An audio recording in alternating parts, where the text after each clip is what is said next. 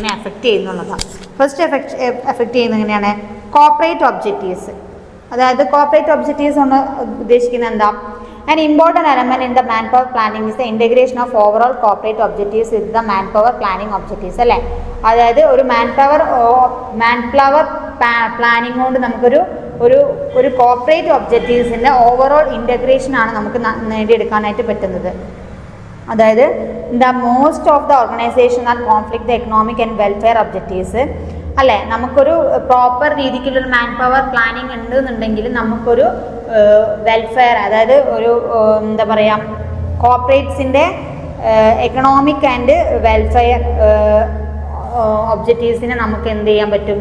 Grow ചെയ്യാൻ, അല്ലെങ്കിൽ എന്താ പറയുക, അവർക്കൂടി ഫ്രണ്ട്ലി ആയിട്ടുള്ളൊരു അറ്റ്മോസ്ഫിയർ ക്രിയേറ്റ് ചെയ്യാനായിട്ട് പറ്റുന്നുണ്ട്. Then coordination. അല്ലേ? കോർഡിനേഷൻ ഏറ്റവും മോസ്റ്റ് ഇമ്പോർട്ടൻ്റ് ആണ് നമ്മൾ പറഞ്ഞു. അപ്പോൾ പ്രോപ്പർ മാൻ പവർ പ്ലാനിങ് ആണെന്നുണ്ടെങ്കിൽ ഒരു കോർഡിനേഷൻ ഓഫ് സ്റ്റാഫ്സ് നമുക്ക് അവിടെ ഉണ്ടാവും, അല്ലെങ്കിൽ എംപ്ലോയീസ് ഉണ്ടായിരിക്കും. അത് നമ്മൾ എന്ത് ചെയ്യും? ബിസിനസ്സിൻ്റെ ഗ്രോത്തിന് നമുക്ക് ഏറ്റവും കൂടുതൽ എന്ത് ചെയ്യും? സഹായിക്കുന്ന ഒരു കാര്യമാണ്. അതായത് optimum use of available human resources. അതേപോലെ തന്നെ നമുക്ക് ഒരു ഹ്യൂമൻ റിസോഴ്സസിൻ്റെ ഒപ്റ്റിമൈസേഷൻ ഓഫ് അവരെ എന്താ പറയുക യൂസേജ് നമുക്ക് ഒരു planning of man power planning ഉണ്ടെങ്കിൽ നടത്താനായിട്ട് പറ്റും.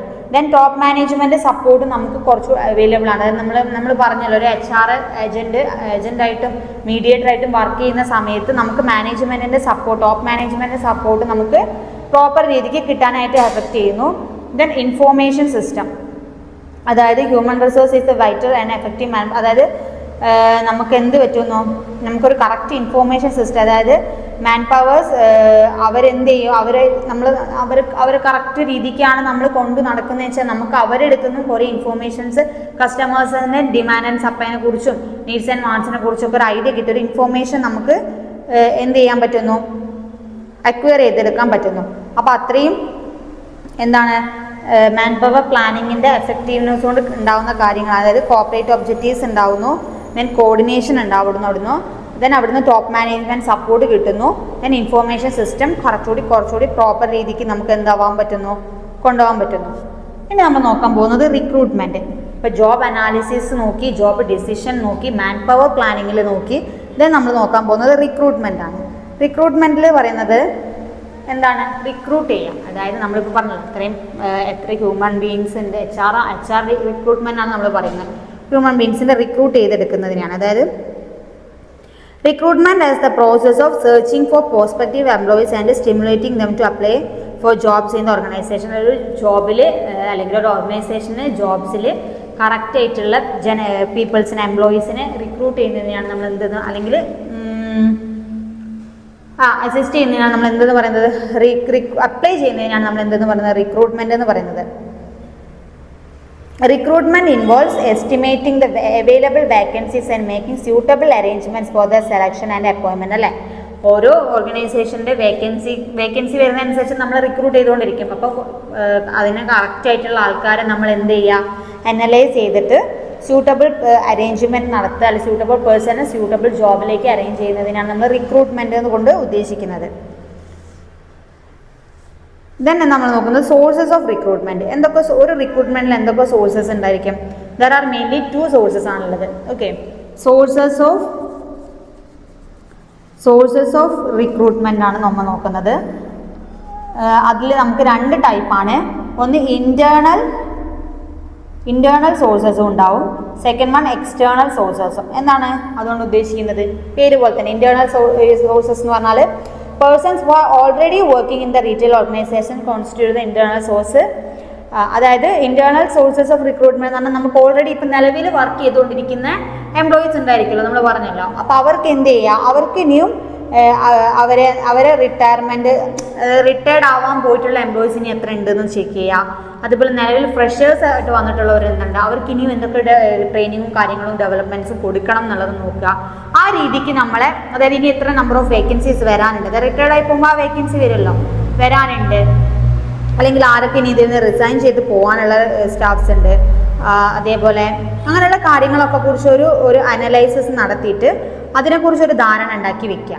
അപ്പോൾ അതെന്താ, അതിനനുസരിച്ച് നമുക്ക് എന്ത് ചെയ്യാം, മുന്നോട്ട് ഇനി എത്ര സ്റ്റാഫ് ഉണ്ട്, അല്ലെങ്കിൽ നിലവിൽ നമുക്ക് എത്ര സ്റ്റാഫിന് ഇനിയും നമുക്ക് എന്താ ചെയ്യുക ഡെവലപ്പ് ചെയ്തെടുക്കാനുണ്ട് എന്നുള്ളതിനെ കുറിച്ചൊക്കെ ഒരു ധാരണ ഉണ്ടായിരിക്കും. അതായത്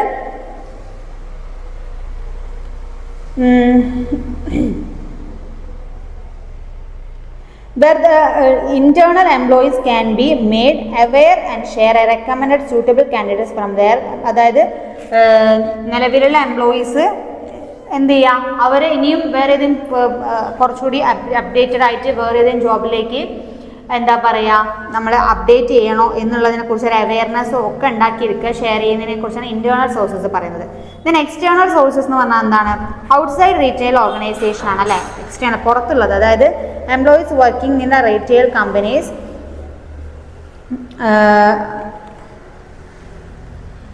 candidates refers by unions, friends, relatives, students, reputed education institutions.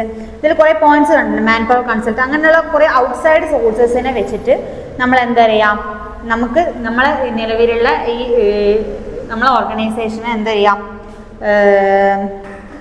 Services provide ചെയ്യുന്നതിനാണ് നമ്മൾ എക്സ്റ്റേണൽ സോഴ്സസ്. അതായത് നമ്മൾ യൂണിയൻസ്, നമ്മൾ കേട്ടില്ല യൂണിയൻസ്, അതുപോലെ സ്റ്റുഡൻസിൻ്റെ ഒരു ക്യാമ്പയിന്, അങ്ങനെയുള്ള കാര്യങ്ങളൊക്കെ ഉപയോഗിച്ചിട്ട് നമ്മൾ എന്ത് ചെയ്യുക ബിസിനസ്സിൻ്റെ ഗ്രോത്ത് അല്ലെങ്കിൽ ഒരു ബിസിനസ് ഓർഗനൈസേഷൻ റൺ ചെയ്യിക്കുന്നതിനാണ് നമ്മൾ external sources of man power എന്ന് പറയുന്നത്.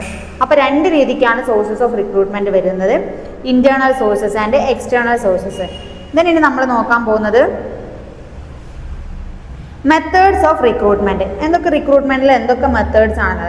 ഇൻറ്റേർണൽ മെത്തേഡ്സിൽ എന്തൊക്കെ വരുന്നുണ്ട്, promotions and transfer, job positioning and employee reference. നമ്മളിപ്പോൾ പറഞ്ഞല്ലോ ഇൻറ്റേർണൽ സോഴ്സസ് എന്ന് പറഞ്ഞാൽ നിലവിൽ എക്സിസ്റ്റിംഗ് എംപ്ലോയീസിനെ തന്നെ നമ്മൾ സോഴ്സസ് ആയിട്ട് എടുക്കുക ബിസിനസ് ഗ്രോത്തിന് വേണ്ടിയിട്ട്. അപ്പോൾ അവർക്ക് എന്ത് ചെയ്യണം, അവർക്ക് എന്തൊക്കെ റിക്രൂട്ട്മെൻറ്റ്സ് ആണ് അല്ലെങ്കിൽ മെത്തേഡ്സ് ആണ് ഉണ്ടായിരിക്കേണ്ടത്, പ്രൊമോഷൻ ആൻഡ് ട്രാൻസ്ഫർ അല്ലേ, നമ്മൾ നിലവിലുള്ള സ്റ്റാഫ്സിൻ്റെ പ്രൊമോഷൻസും അവരെ ട്രാൻസ്ഫറും, അതായത് മുന്നോട്ട് അവർക്കുള്ള ട്രാൻസ്ഫറും കാര്യങ്ങളൊക്കെ കറക്റ്റായിട്ട് കൊടുത്തിട്ട് അവരെ ഗ്രോ ചെയ്തെടുക്കുക.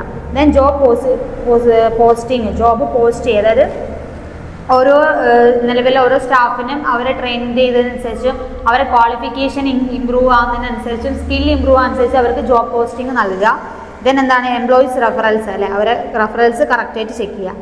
ദെൻ എക്സ്റ്റേണൽ മെത്തേഡ്സിൽ എന്തൊക്കെ റിക്രൂട്ട്മെൻറ്റ് മെത്തേഡ്സ് ഓഫ് റിക്രൂട്ട്മെൻറ്റ്സ് ആണ് വരുന്നത്, ക്യാമ്പസ് റിക്വയർമെൻറ്റ്. നമ്മൾ പറഞ്ഞല്ലോ സ്റ്റുഡൻസിനൊക്കെ എടുക്കുന്ന സമയത്ത് നമുക്ക് ക്യാമ്പസ് റിക്വയർമെൻറ്റ്, അവർ ഒരു കോളേജിൽ പ്ലേസ്മെൻറ്റും റിക്രൂട്ട്മെൻറ്റും ഒക്കെ നൽകിയിട്ട് നമുക്ക് എന്ത് ചെയ്യാം, നമ്മളെ കമ്പനിയിലേക്ക് സ്റ്റാഫ്സിനെ അല്ല മാൻ പവേഴ്സിനെ നമുക്ക് എന്ത് ചെയ്യാൻ പറ്റും, അപ്ലൈ ചെയ്യാൻ പറ്റുന്നു. ദെൻ അഡ്വർടൈസ്മെൻറ്റ് വഴി നടത്താൻ പറ്റുന്നു. പ്രൈവറ്റ് എംപ്ലോയ്മെൻറ്റ് സെർച്ച് ഫേംസ് അല്ലേ, നമ്മൾ ചില പ്രൈവറ്റ് ഓർഗനൈസേഷൻസ് ഇല്ലേ നമ്മളെ ജോബ്സിന് നമ്മൾ അപ്രോച്ച് ചെയ്യുന്നത്, അങ്ങനെ ആ രീതിക്ക് ചെയ്യാൻ പറ്റുന്നു. എംപ്ലോയ്മെൻറ്റ് എക്സ്ചേഞ്ചസ് വഴി നടത്തുന്നു.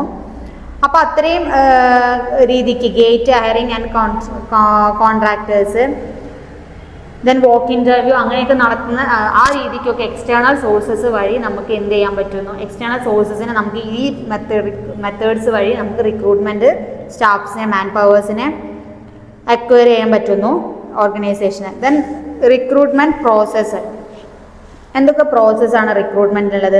ഇപ്പം നമ്മൾ പറഞ്ഞ റിക്രൂട്ട്മെൻറ്റിൻ്റെ സ്റ്റെപ്സ് അല്ലെങ്കിൽ സോഴ്സസ് ആണ്, സോഴ്സസിൽ അവരെങ്ങനെ റിക്രൂട്ട് ചെയ്യുന്നത്. ആൻഡ് പ്രോസസ് ഓഫ് റിക്രൂട്ട്മെൻറ്റ് ഏതൊക്കെയാണ്, ഫസ്റ്റ് ഐഡൻറ്റിഫൈ വേക്കൻസി അല്ലേ, എത്ര വേക്കൻസി ഉണ്ട് എന്നുള്ളത് ഐഡൻറ്റിഫൈ ചെയ്യുക എന്നുള്ളത് ഫസ്റ്റ് പ്രോസസ്സാണ്. ദെൻ സെക്കൻഡ് വൺ എന്താണ്, job description and person specialisation. അതായത് നമ്മൾ പറഞ്ഞു ജോബ് ഡിസ്ക്രിപ്ഷൻ എന്ന് പറഞ്ഞാൽ ഓരോ ജോബ്സ് എന്താണെന്ന് നമ്മൾ മനസ്സിലാക്കുക, അതിന് എത്ര പേഴ്സൺസ് എത്ര ആൾക്കാർ ആവശ്യമുണ്ട് എന്നുള്ളത് പേഴ്സണൽ സ്പെഷ്യലൈസേഷൻ ഉണ്ടാക്കിയെടുക്കുക. ആയിട്ട് അഡ്വർടൈസിങ് ദ വേക്കൻസി, നമ്മൾ വേക്കൻസീസ് ഉണ്ടെങ്കിൽ അത് ആരെ അറിയിക്കണം, കാൻഡിഡേറ്റ്സിന് അല്ലെങ്കിൽ ജനങ്ങളെ അറിയിച്ചാലല്ലേ നമുക്ക് ഇതുള്ളൂ. അപ്പോൾ അതിനുള്ള പ്രോപ്പർ അഡ്വർടൈസ്മെൻറ്റ്സ് കൊടുക്കുക. മാനേജിങ് ദ റെസ്പോൺസ് മാനേജ് ചെയ്യാം. ദെൻ കിട്ടിയ സ്റ്റാഫ്സിന് നമ്മൾ ഷോർട്ട് ലിസ്റ്റ് ചെയ്യണം. ദെൻ ഇൻ്റർവ്യൂ, അത് എല്ലാവരും എടുക്കില്ല, അതിൽ നമുക്ക് വേണ്ട കുറച്ച് ക്വാളിഫിക്കേഷൻ ഉള്ള ആരെയും നമ്മൾ ഷോർട്ട് ലിസ്റ്റ് ചെയ്തെടുക്കുന്നു. ദെൻ അതിനെ നമ്മൾ എന്ത് ചെയ്യണോ, അറേഞ്ചിങ് ഇൻ്റർവ്യൂവിന് വേണ്ടിയിട്ട് അറേഞ്ച് ചെയ്തെടുക്കുന്നു. Then conducting interview and decision making, interview നടത്തിയിട്ട് നമ്മൾ എന്ത് ചെയ്യുന്നു, ഡിസിഷൻസ് സെലക്ട് ചെയ്യുന്നു. അപ്പോൾ അത്രയും ഒരു റിക്രൂട്ട്മെൻറ്റ് പ്രോസസ്സ് നോർമൽ നമുക്കറിയാമല്ലോ, നമ്മൾ ഓരോരുത്തരും ഇൻ്റർവ്യൂ കാര്യങ്ങളൊക്കെ കണ്ടിട്ടുള്ളതല്ലേ. അപ്പോൾ ആ രീതിക്ക് ഓരോ ഇൻ്റർവ്യൂസ് അറ്റൻഡ് ചെയ്യുന്നതിനെയാണ് നമ്മൾ റിക്രൂട്ട്മെൻറ്റിൻ്റെ നടത്തുന്നതിനെയാണ് റിക്രൂട്ട്മെൻറ്റ് പ്രോസസ്സ് എന്ന് പറയുന്നത്.